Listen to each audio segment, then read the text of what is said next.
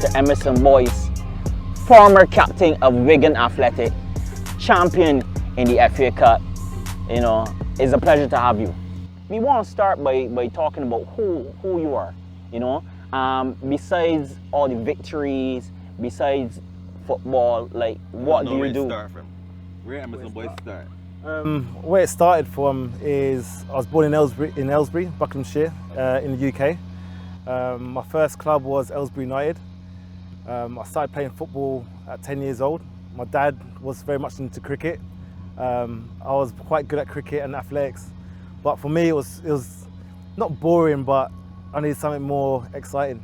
My friend introduced me to football when I was about 10 years old, and I was lucky enough to continue playing, and I went to Luton, and my career just went on from there. So I've been lucky enough. I started off as a striker, 73 goals in 30-something games, so I like to say that quite a lot. But yeah, and obviously when I got to Luton, they saw me as a defender, which I wasn't too happy about. But I think a lesson for me was trust your coaches to put you in the right position. They see potential, so you have to trust their judgment, and It paid off. thankfully it paid off. Well, there have been a few phone calls to my former manager, try to say. Yeah, so, well, so you started at Luton. What was the next move? I started for Luton. I was there for about 9 years. I was there.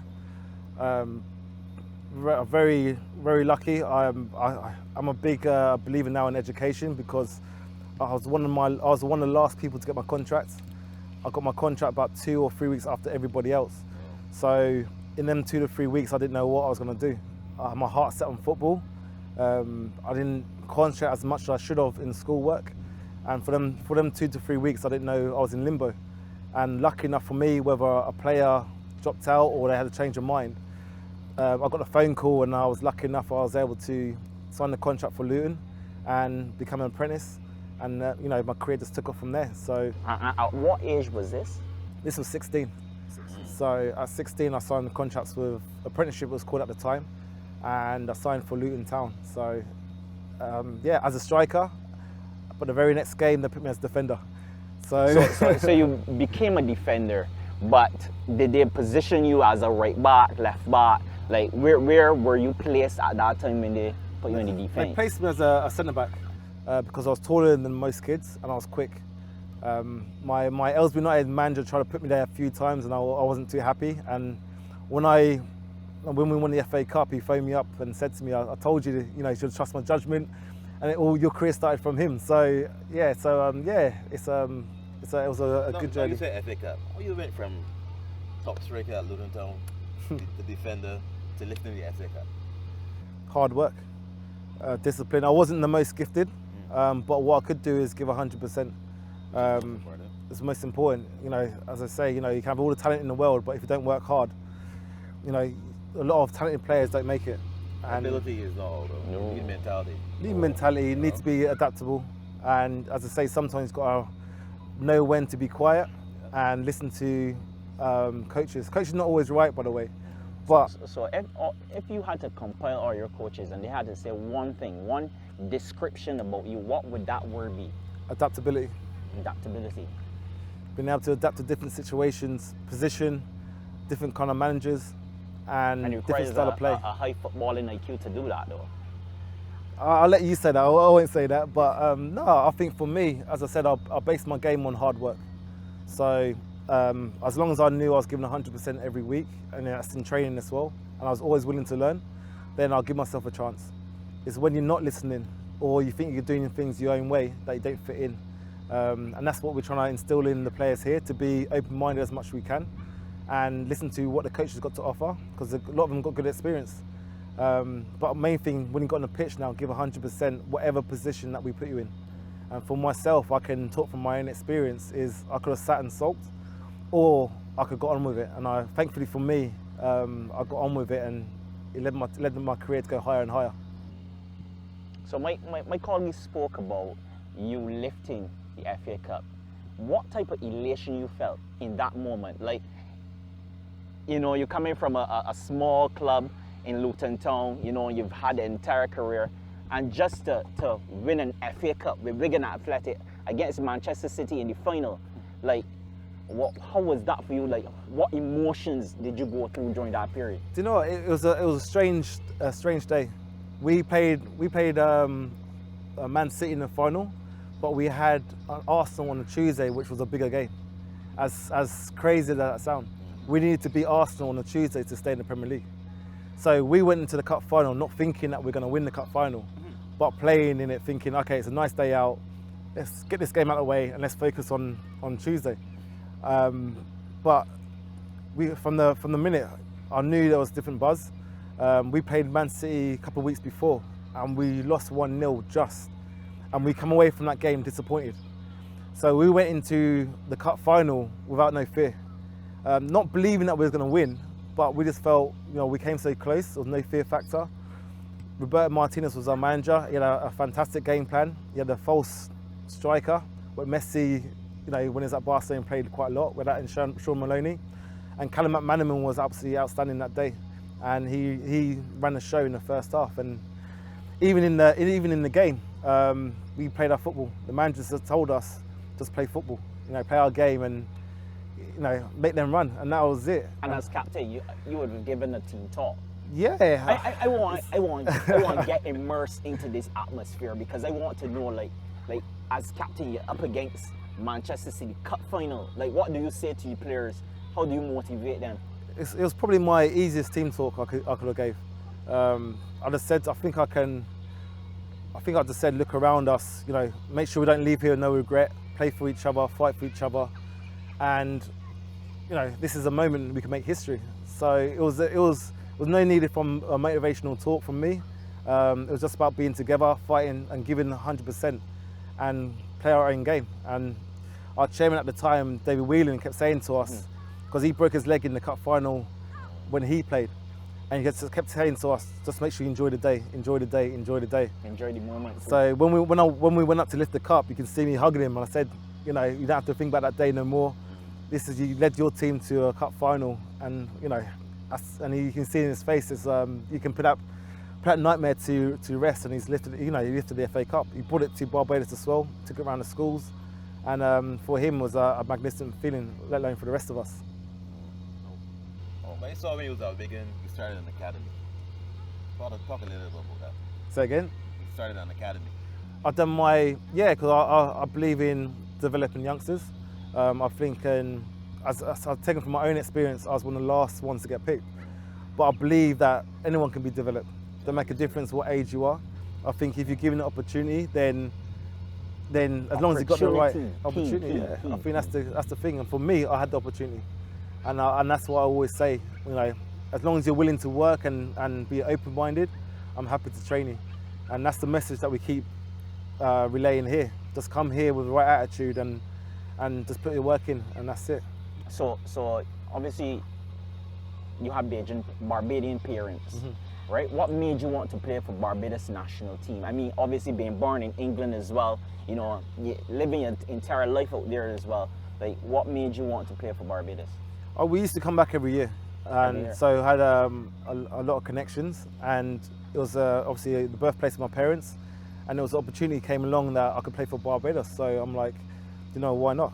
It was an opportunity to come along, and I said, okay, I'll take it with both hands, and the rest was history. And as I said, it's been a fantastic time. I captained the country, and we had some really, really good games. And for me, I had an opportunity to play in different culture, go to different countries, and obviously captain Barbados. So it was for me, and most importantly, is to share my knowledge.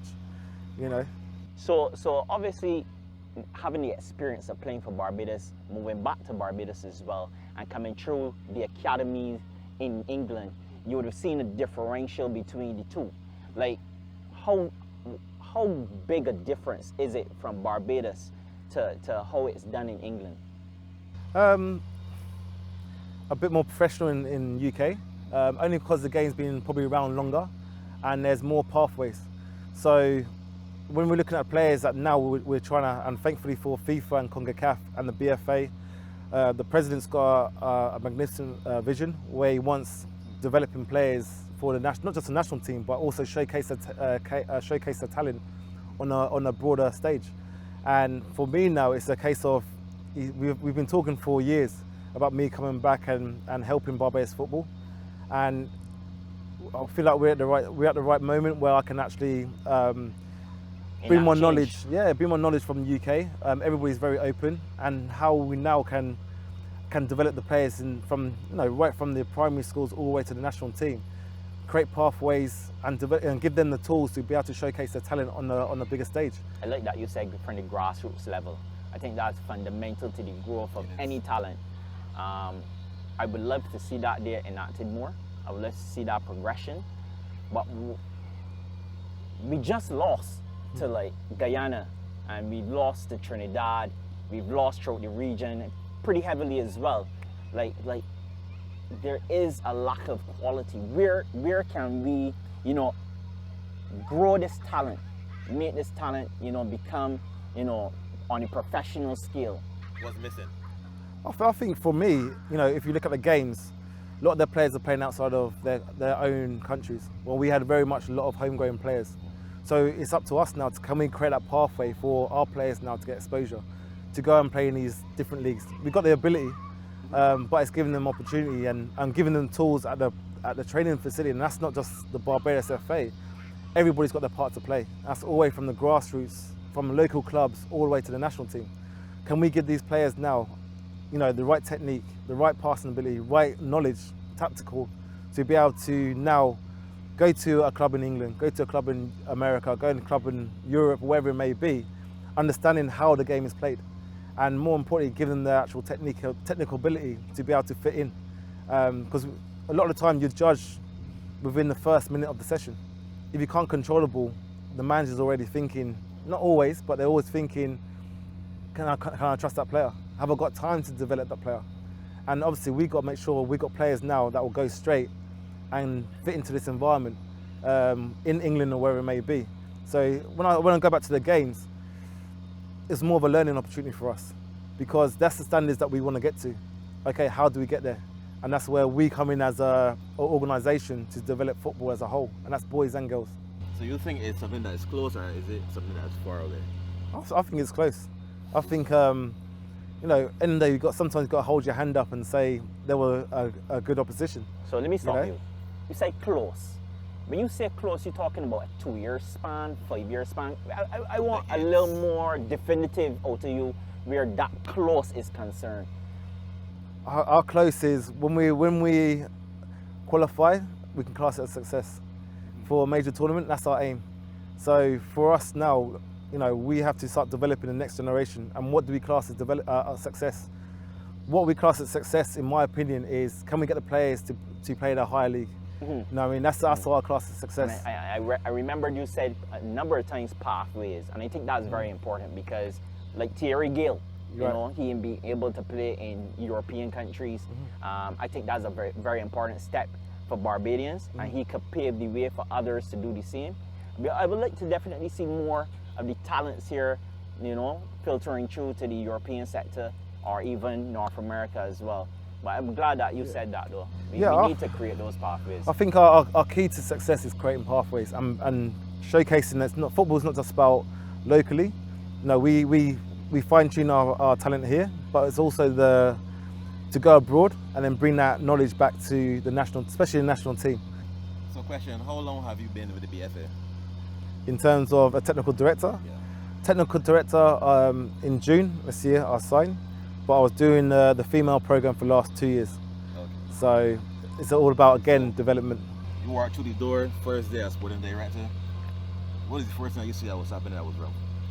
What was wrong? Like, I wouldn't say... obviously before you, it wasn't getting nowhere. I know this turf was here for a while, but football was a big stagnant. Everybody would have been scrimmaging, we see people that got talent, but it was never lucrative. So a man can't tell himself, you know what, let me go and buy some boots. You're making a sense. Do the right thing. Yeah. It's impossible. So I agree with what you were saying with pathways. But as somebody that was in football in England, perfect story. From the gutter straight up to lifting the FA Cup, the captain, Wigan, full work. When you came into the BFA and into Barbados football, what what caught you like that? You know what, we got to change this. We got to tweak this. I think the biggest thing for me when I came in here was they brought me here for my experience from the UK. So it wasn't a case of me looking to see what was wrong. It was more of a case of what can I add and what can I improve. So as I mentioned before, the technical side of it, which we got. I always say it's funny because I say like our biggest strength is one of our biggest weaknesses as well. We're athletic, we're quick, we're strong. But when you see some of the games at the weekend, we don't know how always understand how to control it. You know, so it goes back to tactics and understanding the game model. But for me, it was more a case of what can I bring to the table than what is actually wrong with Barbados football. So again, as me and Dom's into football, as football fans, we always know, when the club, and especially in modern football, when you don't have a director of football or a good director of football, chaos. Because the infrastructure of itself is no good. Right? So obviously you coming in with your experience, the infrastructure had to be, you know what I mean, faulty in a sense. So everybody, is it a problem of resources? You know, opportunity was a problem. Is there a problem of, you know what, cricket is the thing that making money right now, so let me stick with cricket? You understand what I mean? Yeah, I think from my point of view is how do we, as you said, what's the incentive to come and play football? Exactly. You know what I mean? So we are up to us now to I wouldn't say incentivize and professionally, semi-professionally. That'll be our aim. That'll be our aim and goal, to be semi-professional at least. Because ultimately, if we can raise our standards of football in general, correct, that means our national team gets better. But to really develop on a level that we need to develop, 5 times, 6 times. Ideally, we want to be training every day. You know what I mean? But that's at the higher level. So where we are now, we've got to be realistic. Yeah, you know what I mean? We've got to be realistic. So people can't always get here. As you said, people got work. It's still the amateur sort of environment. So we have to be realistic, and that's where hopefully we can start connecting with the clubs. Because as I say, the clubs got their responsibility as well. When players come here, we should be preparing for games rather than actually developing players. And at the moment, we're developing players at this level rather than at club level. Very, very, very informative, I must say. I see you got a lot to think about. I see you're thinking. It was very informative, very informative. Yeah, but we're at it's for us now. It's a great project. You know, FIFA is behind us, CONCACAF's behind us. We've got facilities about to be built, and the president's got a big vision, and he wants to take football, female and the male side of it, to the next level, next stage. So we say we've got head of coaching education here. We got a lot of elements that's about to be put in place to show us how we can get to the next level, and it's exciting times. For me, it's exciting times. It sounds good. I can't deny that. But something I didn't ask you before, because you moved to Barbados, you moved back here, have family. There's certain things about Emmerson Boyce that I don't know. So that's the best way. You got kids, I would like to know some of these things, man. You're imparting a lot of knowledge upon us, and we would like to know more about you as a person as well. Yeah, I've got 3 kids. They play football? They're half into football, half into, they go to good schools, and you know, we focus. They're here in Barbados, or? No, they're back in the UK. Back in the UK. So all 3 of them play football. I've got 2 boys and then my little girl. And she's a striker, so she shames up my other boys because she teases them. So, but no, it's you know, it's a sporting family. But as I said to them, you know, I'll always be proud of them. They've got a lot to live up to, because sometimes people were trying to compare them to what I achieved in my career, and I just want them to be individual and grow whatever aspects of their life they want to do. I support them 100%. As you should. So as you should. So I don't believe in putting pressure. I think everybody's got their pathways we can guide. But yeah, as I say, for me, I'm proud of them, whatever they want to achieve. Man, Emmerson, I want to thank you, man. This has been lovely. Obviously, we could go on and talk and talk some more. But I just want to thank you for coming on to the show with us, taking really that small morsel of time out of your busy schedule and just having this chat. I want to thank you, man. No, thanks a lot. Thanks for having me. Yeah, thanks for having me. Yeah. Sure. We need to do this again, though. Anytime. We need to do this again. You can come back and judge me. You can come back and judge me. Maybe in a year's time I'll come back and say,